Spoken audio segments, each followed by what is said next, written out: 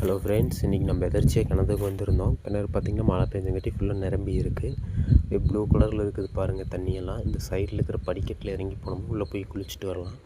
அடுத்தது கிராமப்புறங்களில் அதிகமாக இருக்கிற இந்த கோணப்புளி மரம் இப்படி கிணத்து சைட்லேயே இருக்குது. இதை பற்றி பார்க்கலாம் வாங்க.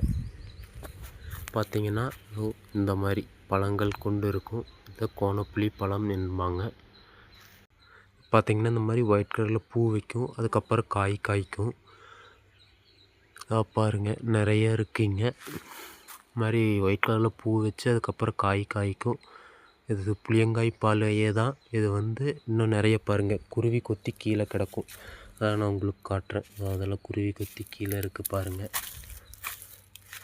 அதான் இந்த மாதிரி பிங்கிஷ் ஆயிடுச்சுன்னா இது நல்லா கனிஞ்சிருச்சு, நீங்கள் சாப்பிட்லான்னு அர்த்தம்.